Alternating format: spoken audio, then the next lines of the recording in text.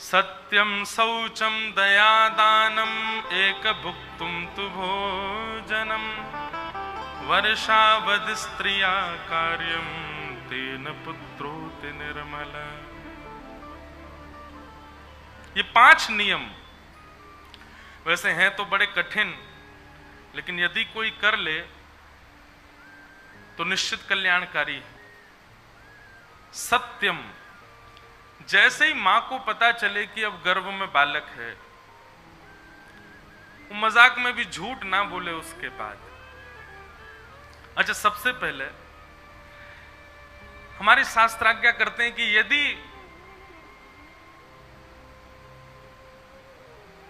माता पिता के चित्त में ये भाव है कि अब हमारे घर में संतान हो, उससे पहले क्या किया जाए, और वो भगवत भक्त हो। अब संसारी हो उसके लिए ये नियम नहीं है, लेकिन भगवत भक्त हो उसके लिए क्या किया जाए। उसके बाद में ये स्थिति होनी चाहिए कि जो पति और पत्नी हैं, दोनों को हर स्थिति, चाहे वो प्रसाद ग्रहण करें तो भगवान का स्मरण करके करें, कहीं घूमने भी जाएं तो ऐसी जगह पर जाएं जो तीर्थ हो, जो धाम हो, ज्यादा से ज्यादा संतों की वाणी, वैष्णवों की वाणी, सत्संग सुनना प्रारंभ करें।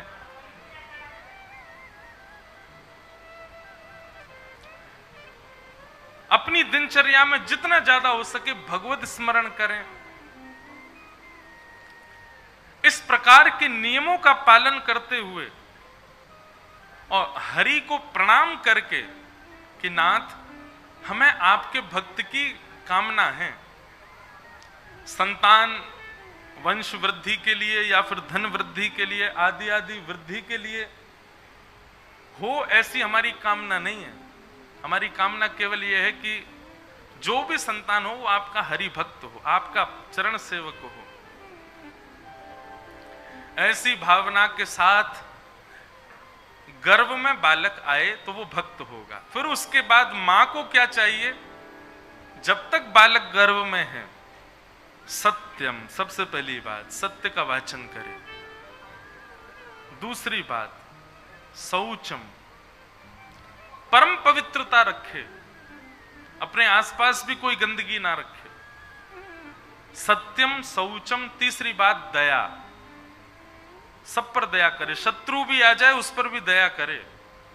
सत्यम शौचम दया। और चौथा दानम, नित्य दान करे, अन्न दान, धन दान, वस्त्र दान, जो भी दान कर सके। जब तक बालक का जन्म ना हो तब तक नित्य दान करे। सत्यम शौचम दया दानम। और पांचवा और अंतिम एक भुक्तुम तु भोजनम। पांचवा थोड़ा कठिन है, लेकिन अब इसके लिए तो वैद्यों से, डॉक्टरों से, घर के लोगों से पूछ ले। एक भुक्तुम तु भोजनम, बाह्य भोजन जो है वो एक ही बार ही पावे, मतलब सामान्य भोजन, उसके अलावा फलाहार और भगवत प्रसाद ही ग्रहण करे। यदि ये 5 नियमों का पालन कोई मां करे, तेन पुत्रोत निर्मल, शास्त्र आज्ञा करते हैं उसका बालक निर्मल होगा। और शास्त्र क्या, श्रीमद् भागवत जी में महात्मा कहते हैं कि उसका बालक निश्चित ही भगवत भक्त होगा।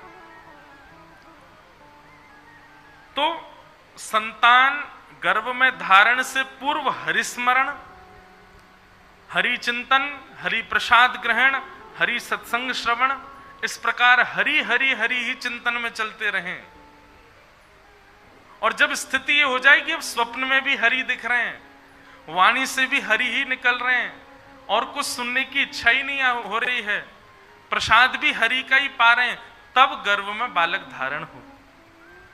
और उसके बाद जब तक बालक जन्म ना ले तब तक मां का ये नियम होना चाहिए। 5 नियम भागवत में बताए गए।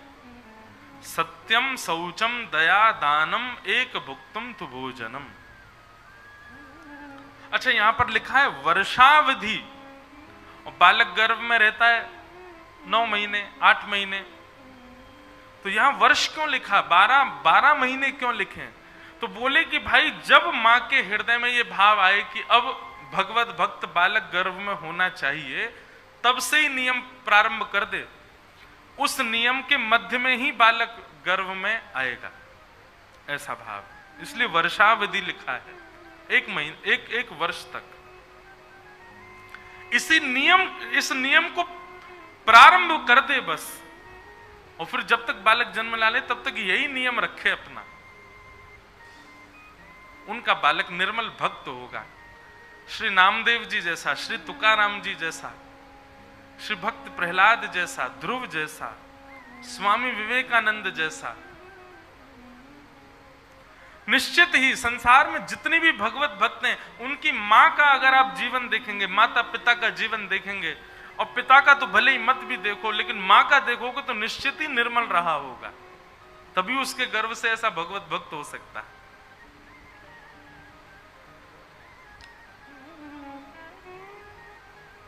एक चीज हमने देखी है, अनुभव की है,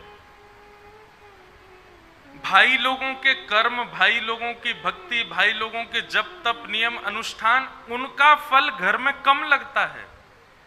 माताओं के नियमों का, माताओं के कर्मों का, माताओं के भावों का फल ज्यादा लगता है बच्चों को, परिवार के लोगों को। भाई लोगों का भजन तो इतना नहीं लगता संसार परिवार में, उसके पीछे कारण है। जितने भी भाई लोग हैं ना, मतलब मैं भी, पुरुषों के ऊपर 3 ऋण हैं, देव ऋण, ऋषि ऋण और पितृ ऋण। ऋण मतलब लोन, हमारे ऊपर लोन चल रहे हैं बहुत सारे। इसलिए हम कुछ भी करते हैं ना, यज्ञ अनुष्ठान जब तब, अच्छा सब में प्रायोरिटी भी पुरुषों को ही दी गई है। यज्ञ कौन करेगा? पुरुष करेगा। शालिग्राम भगवान की सेवा कौन करेगा? पुरुष करेगा।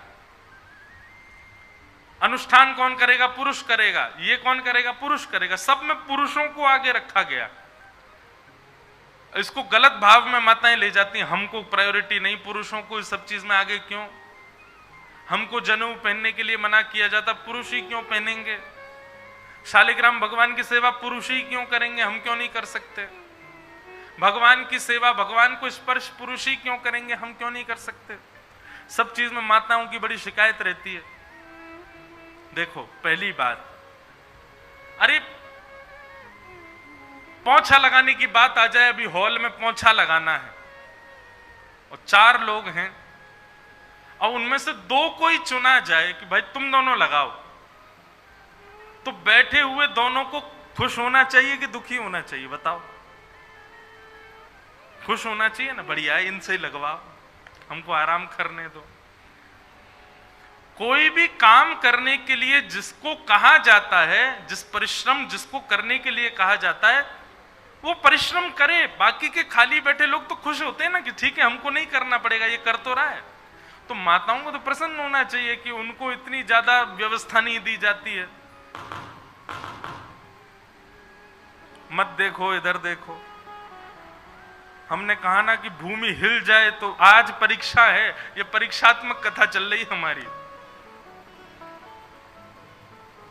अब की बार मैया जोर का बम ब्लास्ट भी हो तो भी मत देखना, होने दो, हमें कोई फर्क नहीं, हम तो कथा सुन रहे हैं।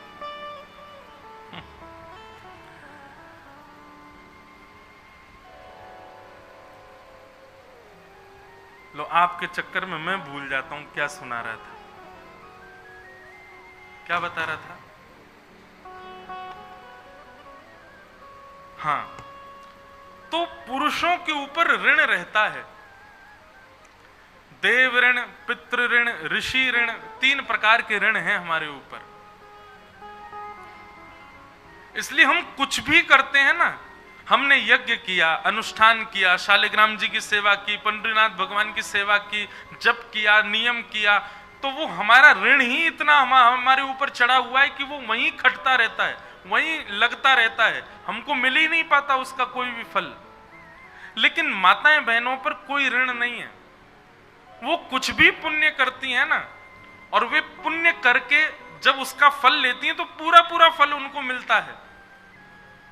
अब माताएं बहनें जिसको चाहें वो फल दे सकती हैं। अगर अपने पुत्र को चाहें तो वो फल पुत्र को मिल जाता है, वो फल पति को मिल जाता है, बेटी को मिल जाता है, पूरे परिवार को मिल जाता है। अधिकतर माताओं के द्वारा किया गया भजन पूरे परिवार को मिलता है, भाइयों के द्वारा किया हुआ नहीं मिलता। हाँ, वो बात अलग है कि एक स्थिति आई कि वो भाई जो है वो अपने जीवन के सारे ऋणों से उऋण हो गया, तब ऐसा होता है कि उसका फल परिवार को लगने लग जाए।